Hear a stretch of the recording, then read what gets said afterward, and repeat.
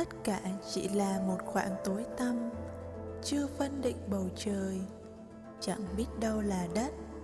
Không một loài tạo vật, không gian cũng mịt mù và thiếu vắng ngày đêm.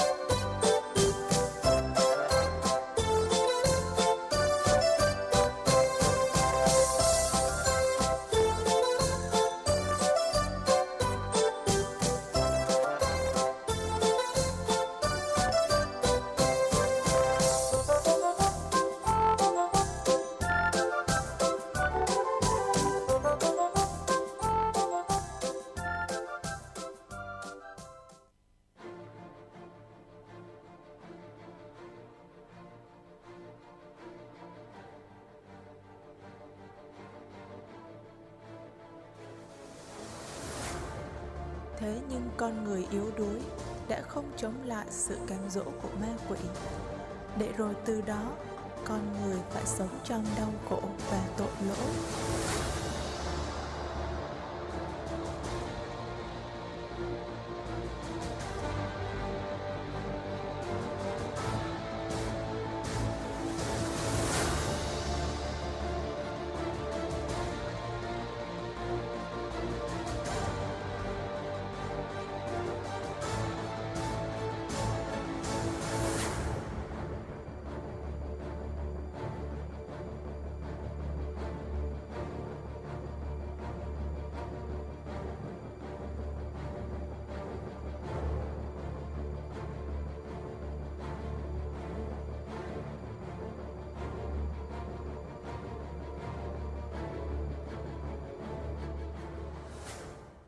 Thế nhưng vì yêu thương chúng ta, Người đã không bỏ mặc mà một lần nữa trao cho chúng ta món quà quý giá là chính con một của Người xuống thế để cứu chuộc chúng ta.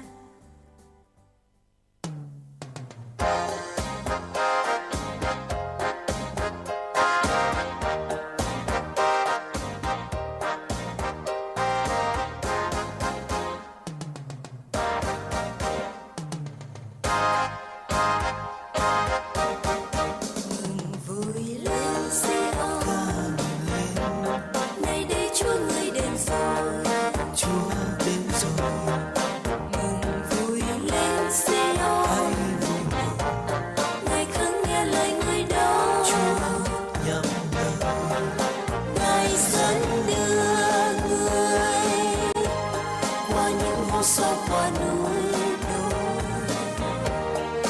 về nơi an vui, nơi suối mắt trong đẹp tươi. Người đang đi lần lê bước chân tiến trong đêm tối, sẽ thấy ánh sao mai dạng người từ đông nhô cao.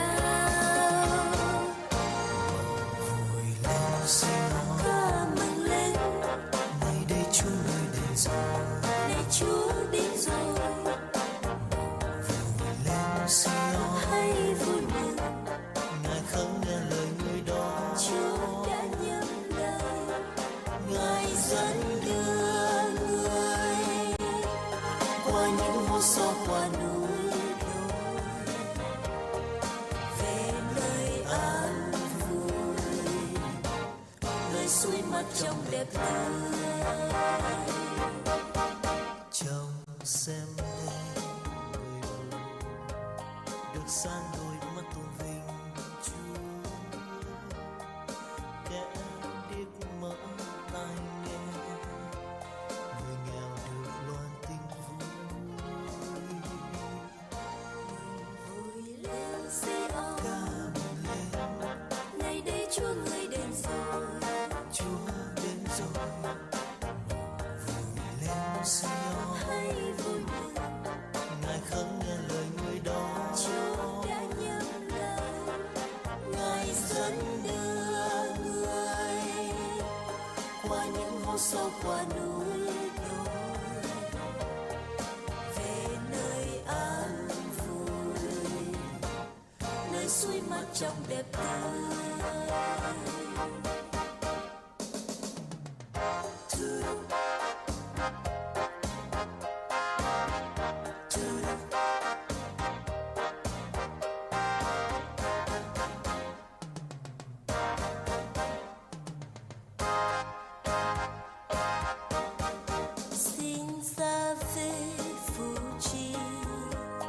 Ban xuống một thanh ngân cao quý,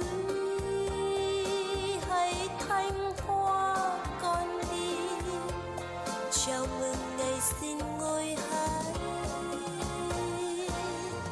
Vui lên Sion, ca mừng lên, nay đây Chúa người đến rồi, nay Chúa đến rồi. Mừng vui lên Sion, hãy vui mừng. Ngài khấn nghe lời người đó. Dẫn đưa người qua những hố sâu, qua núi đồi, về nơi an vui, nơi suối mát trong đẹp tươi. Ngài dẫn đưa người qua những hố sâu, qua núi đồi, về nơi an nơi suối mát trong đẹp tươi.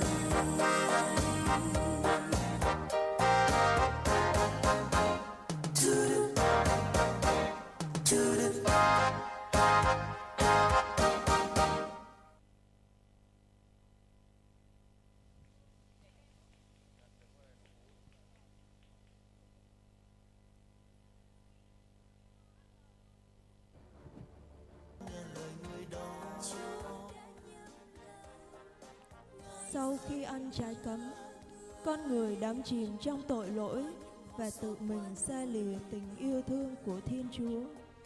Nhưng Thiên Chúa vẫn không ngừng yêu thương loài người. Người đã yêu thương đến nỗi đã ban con một của Ngài là ngôi hai Thiên Chúa xuống để thực hiện lời hứa cứu độ. Sau khi bà Elizabeth có thai được 6 tháng, Thiên Chúa đã sai sứ thần Gabriel đến thành Nazareth, gặp một trinh nữ tên là Maria, đã đính hôn với ông Giuse, thuộc dòng dõi vua David. Mừng vui lên Sion, vì nay Chúa ngươi đến gần rồi. Mừng vui lên Sion, người lắng nghe lời người đó.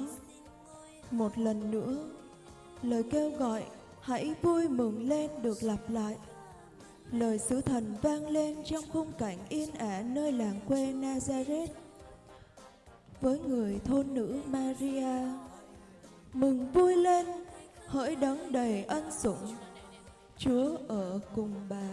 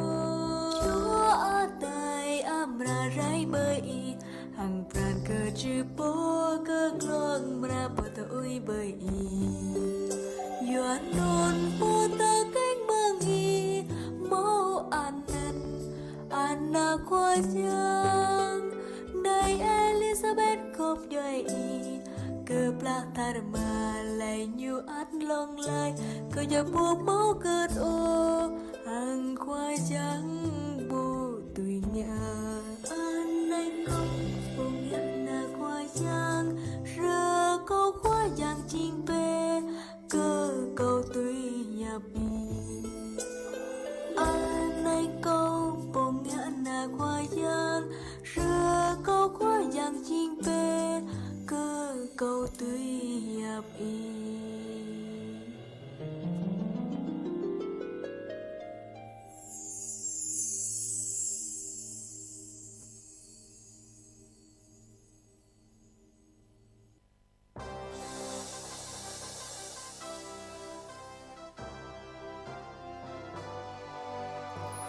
Loa loa loa loa. Các bé thiếu nhi, các bạn trẻ ở giáo xứ Playley cùng tất cả muôn loài đang sinh sống trong khu rừng xinh đẹp này, hãy nghe rõ đây. Loa loa loa loa. Vào đêm nay, hãy cùng nhau đến làng Bethlehem, miền Jude để diện kiến hài nhi Giêsu mới sinh ra nào. Loa loa.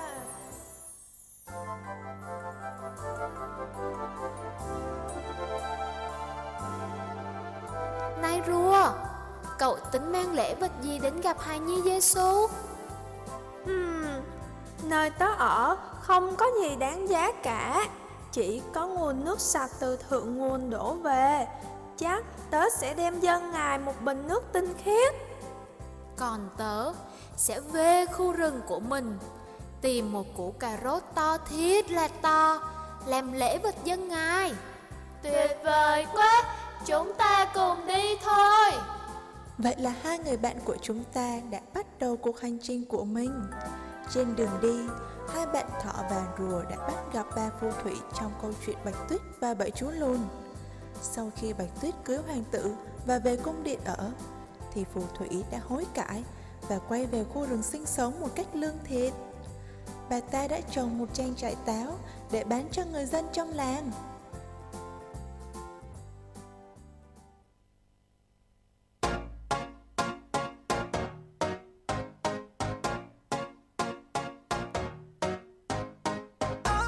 You said no, no, no, I said no, no, no, no.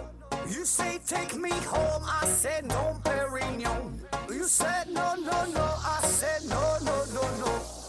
No, no, no, no. Hasta la vida loca, loca, loca, loca. Te encanta la música, te toca, toca, toca. Hasta la vida loca, loca, loca, loca. Te encanta la música, te toca, toca, toca.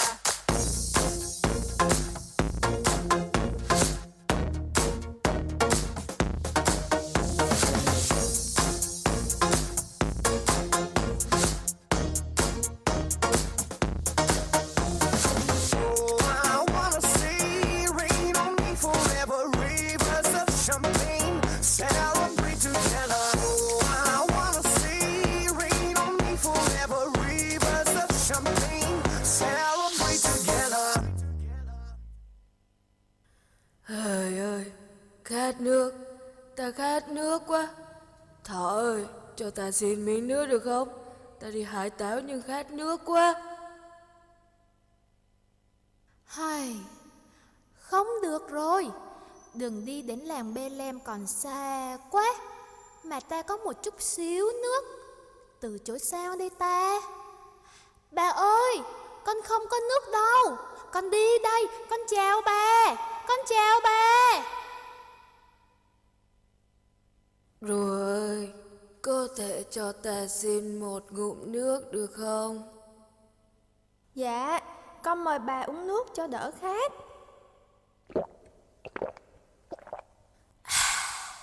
Đã khát quá. Con đi đâu mà vào khu rừng này? Dạ, con tới làng Bethlehem để thăm hài nhi Giêsu. Từ đây tới làng còn khá xa. Là bà biết đường tới hang Bethlehem hả? Đi 500 mét nữa, rẽ phải, rẽ trái, rẽ tùm lum tùm la, xa ơi là xa. Thôi, ta cho con trái táo đi ăn dọc đường nhé. Con yên tâm, táo này là táo Việt Nam chính gốc, được qua kiểm định chất lượng rõ ràng, không thuốc trừ sâu, không chất bảo quản và đặc biệt là không hề độc như táo Bạch Tuyết năm xưa đâu. Dạ vâng, con cảm ơn bà. À, tối nay bà cũng nhớ ghé qua làng Bethlehem thăm hài nhi Giêsu và tham gia lễ hội chung với mọi người nha bà.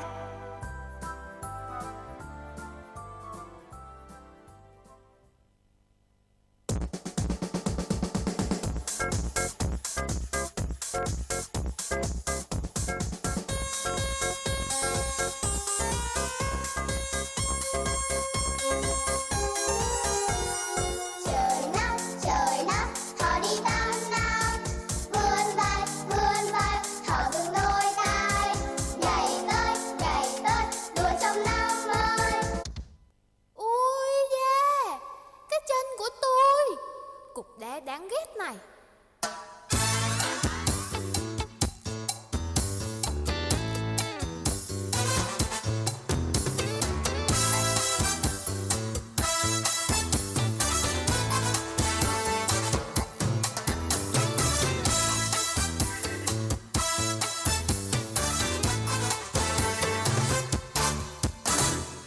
Ngồi sang thực chất vẫn thấy chỉ riêng mình ta, tiếng hót thanh thoát của những chú chim vừa qua. Ngày vui lại lên sao lòng thấy cô đơn lạ thường, ngày em rời xa tôi chỉ thấy trái đất ôi xa buồn thương.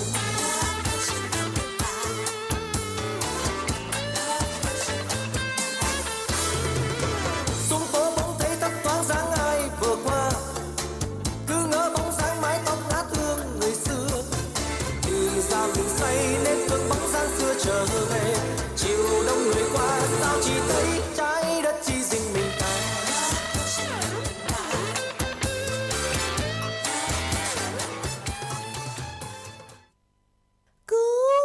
Cứu tôi, có ai không?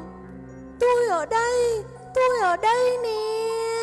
SOS. Sói ơi, bạn có sao không? Tớ mới vấp cục đá, đau chân quá, không đứng dậy được. Hu, hu, hu. Ơ, mà nhìn bạn quen quen. Bạn có phải là con sói hung ác, ăn thịt bà ngoại và cô bé quàng khăn đỏ không? Chính là ta đây. Nhưng giờ ta hối hận quá, cạo đầu, ăn chay luôn rồi nè. Rồi nhận ra ta, nhưng không xa lánh mà còn giúp đỡ. Ta vui quá. Trời mùa đông, thời tiết khu rừng này lạnh lắm. Đây, tớ tặng bạn chiếc khăn này, tự làm 100% nha. Ấm lắm. Mình cảm ơn sói nha. Tối nay ở làng Bethlehem, mọi người cùng nhau vui chơi và chào đón hài nhi Giêsu. Sói cũng tới để hòa niềm vui với mọi người nha. Osake, con dê. Ý, ta lộn. Ô sợ ủa, con rùa.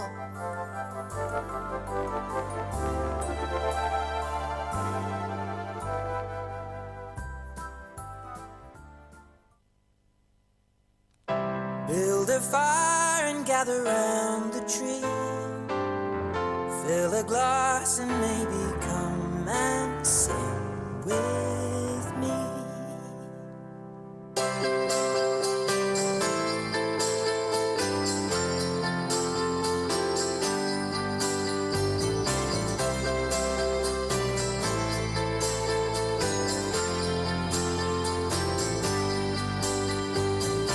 So kiss me under the mistletoe. Pour out the wine, let's toast and pray for December snow. I know there's been pain this year, but it's time to let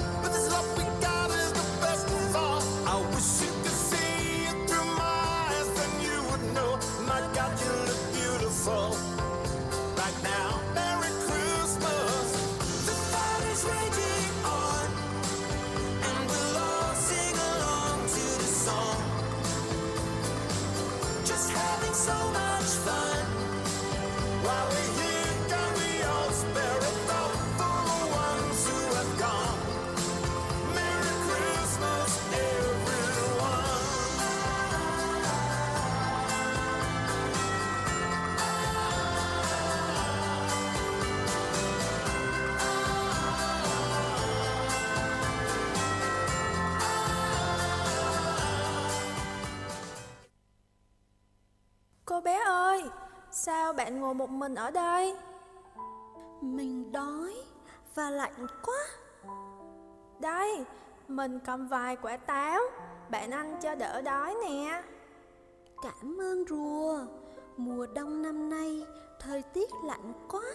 Những que diêm cuối cùng mình cũng đã dùng hết rồi. Mình có chiếc khăn này, mới được bạn sói trong rừng đằng kia tặng. Cô bé quàng vào cho khỏi lạnh nhé. Cảm ơn bạn. Chiếc khăn đẹp quá. Mà cô bé biết làng Bethlehem không? Tớ đang trên đường tới để thăm hài nhi Giêsu. Bạn cùng mình tới đó nhé.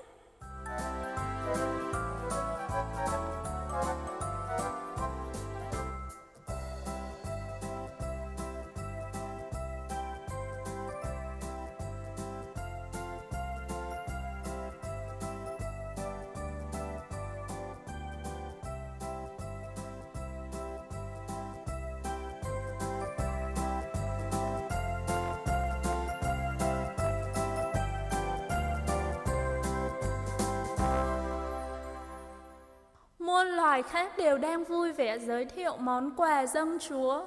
Sao rùa lại đứng đây? Con cũng chuẩn bị quà cho Chúa hài nhi, nhưng để chia sẻ món quà ấy cho nhiều người gặp khó khăn trên đường tới đây, nên con không còn gì để dâng cho Chúa hài nhi cả. Rùa đã cho con uống nước khi con khát. Rùa còn cho con thức ăn nữa đó. Ta hiểu rồi. Rùa này là do con không biết thôi. Những việc tốt con làm đã là món quà quý giá nhất dâng tặng hài nhi Giêsu rồi. Nên con hãy theo ta và muôn loài cùng nhau tới bên hài nhi Giêsu nào.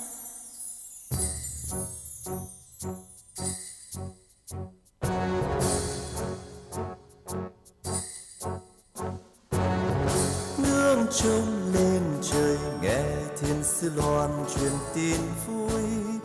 Đây đấng cứu độ giáng thế, ánh sao sáng ngời, hòa cùng tiên thiên thần trong đêm. Huyền linh đến đấng trời sao hòa. Sánh vai lên đường, mong ta đến tôn thờ ngôi hai. Đừng xa như trong lòng nở hoa, tiên dâng vua trời. Đôi chiên bé thơ thật xinh xắn, và chiếc áo ấm tặng cho người. Emmanuel, Chúa ở cùng với ta. Emmanuel, Chúa ở cùng với ta. Giữa đêm tuyết lạnh, ngoài đồng vắng nơi thành Bethlehem, vang xa tiếng cười trong sáng. Chúa ơi, chiên này con mang đến cho Ngài đây nhé. Đừng chê những món quà đơn hèn, đừng chê những tấm lòng chân thành.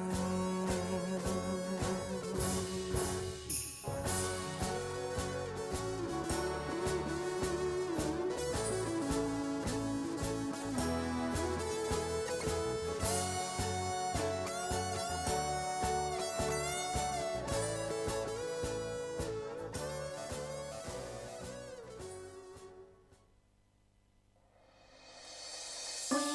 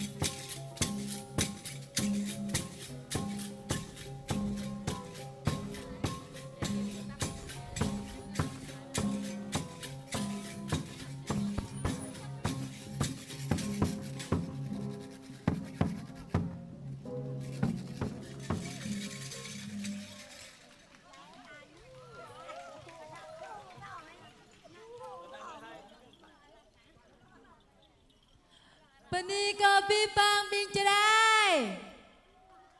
Pani kopi bang bing chadai.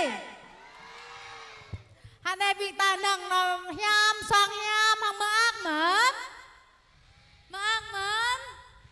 Mơ ác ha. Lần phần này ta buh lại mang nè. Tắc lại những ngã sen lại ta buh lại. Ta buh lại. Mò lại. Mò tập bay mò. Mò ra ha. Tạ tôi này mày căng mò ta lại nha bình ta ha. Hàng bình ràng prap mệt bình ta lưu cái nằm bia mạ ha. Hắn này lại thâu lẹ mày ha. Ta mày bre ta lại ta nha bình ta lẹ mày ta dỡ ha. Bình ta mà ra mò cái nằm bre cái bình ta. Tô mến.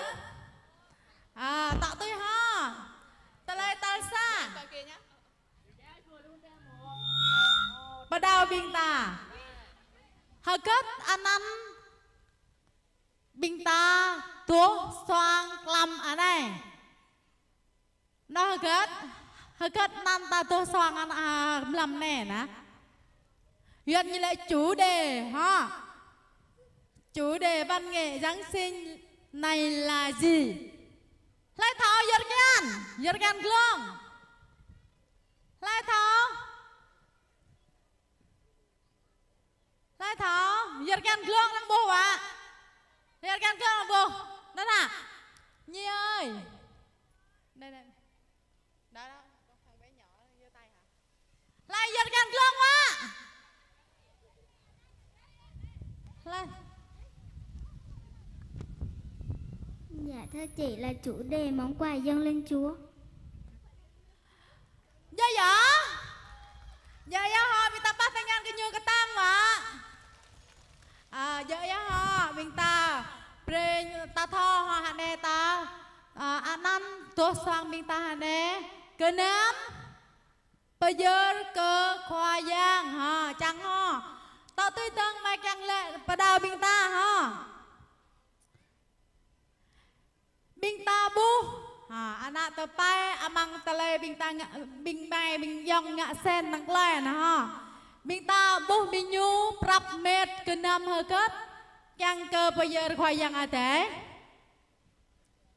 càng cơ bây giờ cơ khoai yang Yesu mà muối nhu prap met nó ghét hả lại thao yên gan vợ im lại thao mẫn cua một cua nào cua lại thao giật nhăn gương lại thao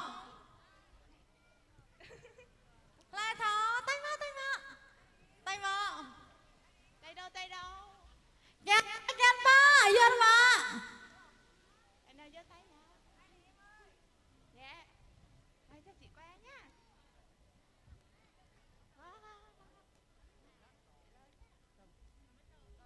cu ta nâng nhá tăng lời ta chăng ho ta lại ho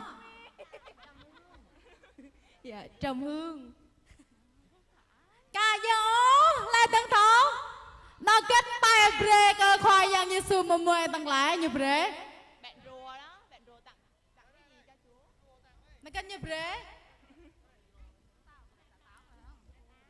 lại thảo dân can tăng mà gương mà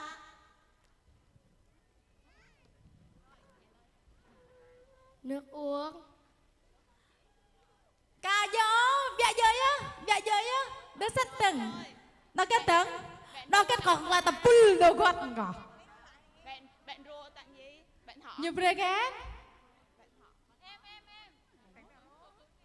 như breaket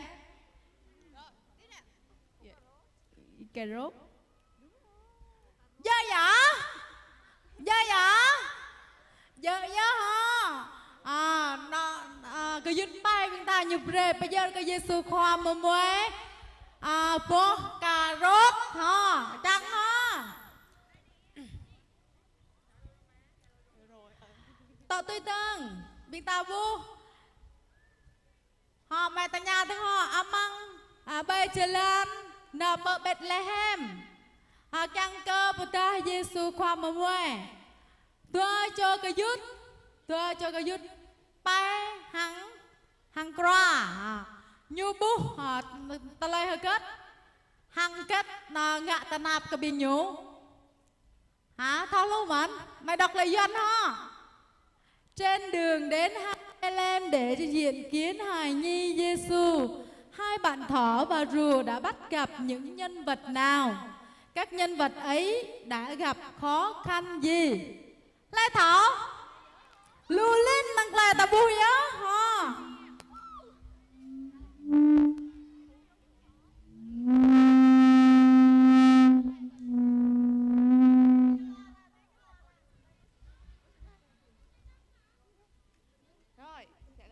Dạ thưa con trả lời là phù thủy, sói, cô bé lọ lem, cô bé bán que diêm và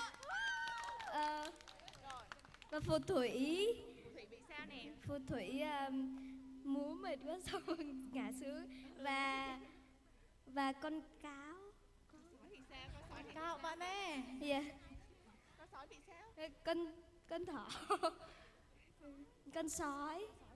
Bình ta đang nhô nó lạc lại dơ vậy tùm vậy ha nhiều người kề bẹo rồi bình ta bắt gan tan cả mùa xin à.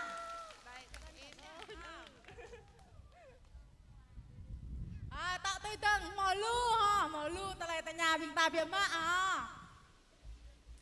tạo tôi hăng bình này bướp ta lại ta nạp lâm nên cra thao mình cra thao ha ta buộc cra ha lưu ha cra như cung như bình nên hem lẽ lâm như bướp nó ta lại ta nạp rồi nè lâm nên cra nó cung như bình như hem lẽ và nhạc là duyên ha. Khi các nhân vật ấy gặp khó khăn, bạn rùa đã giúp đỡ những nhân vật ấy như thế nào? Lai thao dân ngàn.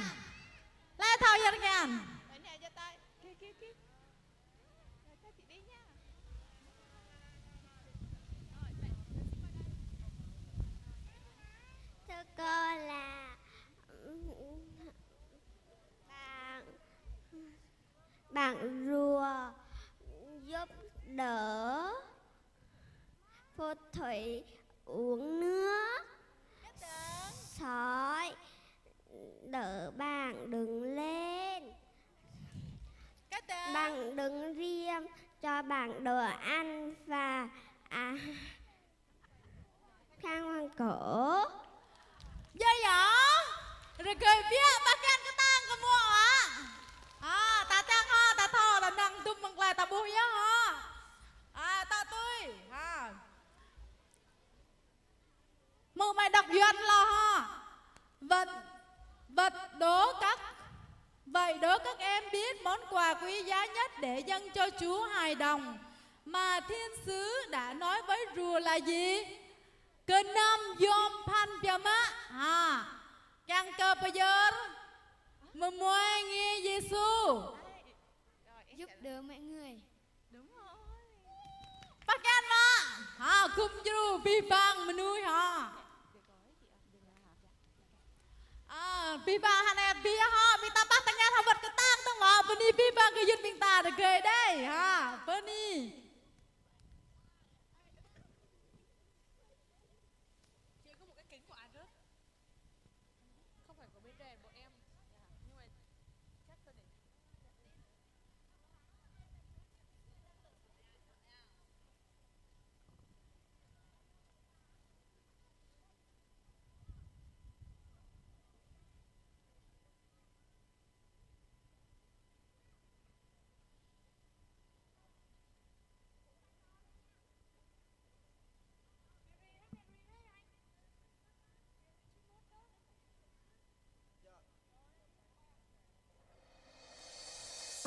wish you a Merry Christmas. We wish you a Merry Christmas. We wish you a Merry Christmas and a Happy New Year. Happy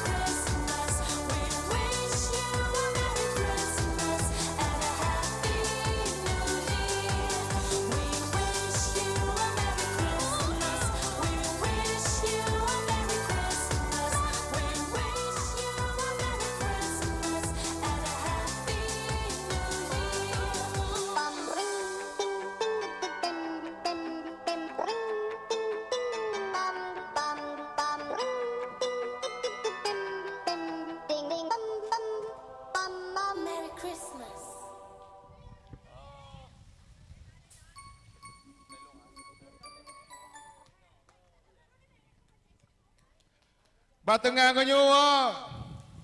Trên đây môi ơi. Mà ác man. Bà từng ngàn có tang á. Lâm ác này là bí á. Tụ tạ này ta mô ta lời ác tưng. Nên nhá. Khôn lắc ai. Ra bờ pha rồi cơ bình ta cứ nam. Sơ mợ hờ lâu ta lời nun. Cầu kèng bờ búp rồi cơ bình ghi. Ama ang phong sô Tầng ngọc hướng như ra happy hàng bình ta vậy ho. Mời Ama. Bà từng ngàn của tang ho. Chào tất cả anh chị em, nhất là các em thiếu nhi. Hôm nay chúng con có vui chứ hả? Ác man. Chiều nay Ama Thịnh và cha đã gửi quà của các ân nhân đến cho các gia đình rồi. Nhưng mà tối nay dành cho tất cả thiếu nhi, có đủ quà của các ân nhân gửi cho từng em thiếu nhi trong giáo xứ của chúng ta. Chúng con có vui không? Xem văn nghệ vui này, nhận quà vui này, cho chàng một tay nữa đi. Trời, tuyệt vời quá. Thế thì cha mong chúng con hôm nay xem chương trình văn nghệ đó, thì chúng con thấy đó, món quà dâng Chúa đẹp nhất là gì? Là gì chúng con? Món quà dâng Chúa đẹp nhất là gì? Là những cử chỉ quan tâm đến người khác, yêu thương người khác, giúp đỡ người khác. Đấy là món quà dâng Chúa đẹp nhất mà chúng con có thể dâng lên cho Chúa Giêsu Hài Đồng trong mùa Giáng sinh sắp tới, trong lễ Giáng sinh sắp tới đây. Cha rất mong tất cả chúng con hiểu được cái vở kịch vừa xong, hoạt cảnh vừa xong, chúng con hiểu được cái giá trị đó. Và bây giờ thì sẽ đến giờ gì chúng con ơi? Ông già Noel thì phát quà gì? Phát quà Giáng sinh đúng không? Mời chúng con tất cả đứng lên nhé. Chào thưa cô vợ. Bà từng ngang mà ni mà hướng hàng bình bồ rồi bên đây hàng ta ho. Chúng con sẽ thấy thế này, sẽ tiến lên phía trước này nhận quà. Một bên thì đi sang bên phía tay của cha đây, bên tay phải đây.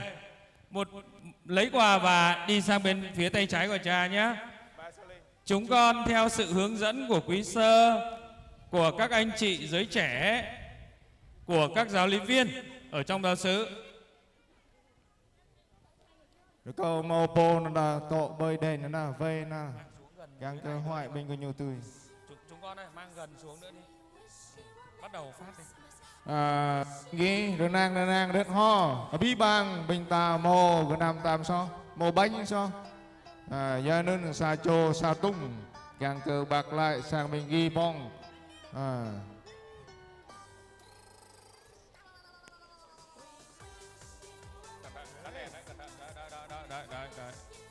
Rồi. Cô con ngạn na hép ở ba ta nào bên đây càng cơ các giáo lý viên xin giúp chung luôn nhé. Rồi. Xin phát luôn đi, xin phát luôn nhé. Đúng rồi. Bồ lời một ta nào chơi lang tôi như cho ta hàng lại lao ho.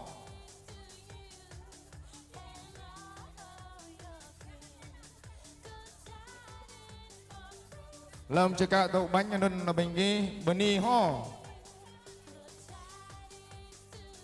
Rồi. Nàng bên trên đây bí bang bình ta mò bánh sao. Mỗi một em thì nhận một phần nhá. Nhận một phần. Chúng con không lấy hộ người ở nhà nhé. Cứ ai ở đây là có quà hết, yên tâm nhé. Ai ở đây đều có quà hết, nhiều quà lắm.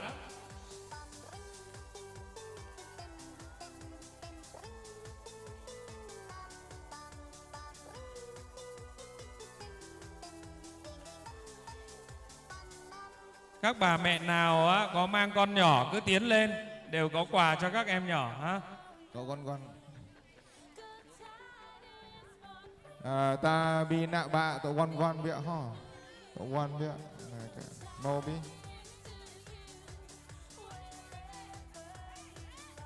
Nàng mọ nằm tùy tự trọ nó bình nghi lăng màu tòa đèn bởi tòa gà ghi nó ho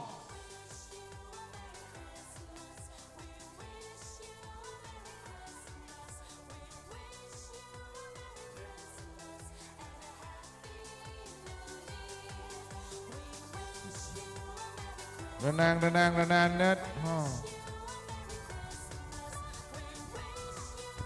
Bình ta bạt nàng đôi ho dập nuôi mò sao đấy mò lại mò bù mò ho Bình ta bạt tôi nàng Cả tôi gương ta Làm răng pre cơ ta lẹt lại bên đi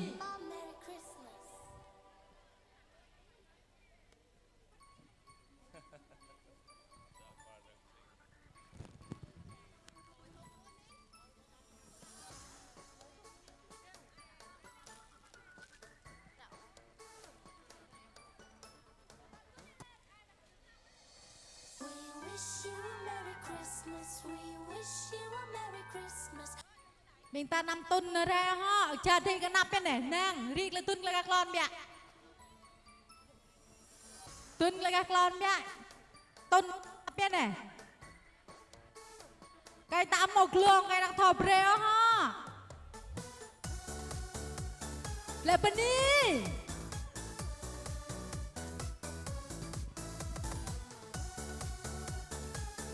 Con nhận quà cũng nhớ cảm ơn nhé. Nhớ cầu nguyện cho các ân nhân. Nụ cười trên môi dù mùa đông giá bao la mây trời, rộn ràng nơi nơi một niềm vui mới Giáng sinh đến rồi. Từng nhành thóng xanh tuyết rơi trên tay, quả cầu long lanh muôn sắc vàng xanh. Bọn trẻ mong ông già Noel tối nay mang cho quà, ngược đường đi qua đèn màu nhấp nháy sao vui muôn nhà. Tuần lộc phi nhân kia sẽ đang tới, lung linh hàng đã Giêsu ra đời. Ta ca về để xe đây sao nhung mò sao đây cho Từng hồi còn ngơ nhìn kia trẻ thơ xinh như thiên thần tung bay đôi cánh, chân chân chân lớn nhộn nhịp vòng quanh, mọi người mừng vui chúc nhau an lành Merry Christmas. Riêng lấy các lon mẹ tuần đi cả năm em một lần đó. Riêng lấy các lon mẹ tuần lấy các lon. Ta bèo lần phát ho. Mà Thịnh nói là để cho các em thiếu nhi nhận trước nha. Những người lớn mà có con nhỏ từ từ một chút, cho các em thiếu nhi nhận quà xong hết, đến lượt sẽ đến lượt mình. Chúng con nhìn thấy quà ở trên này này nhiều lắm.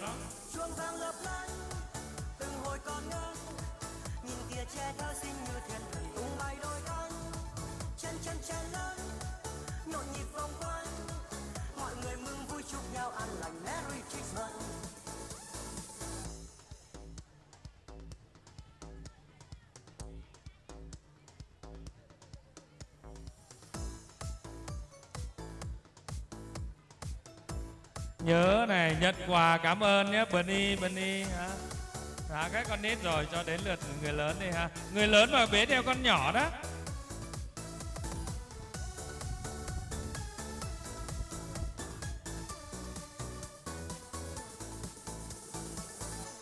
Rồi, con nhỏ quá ở nhà mà chỉ có bố hoặc mẹ đi cũng nhận được một phần nhá. Một phần mang về cho con ở nhà vui. Bunny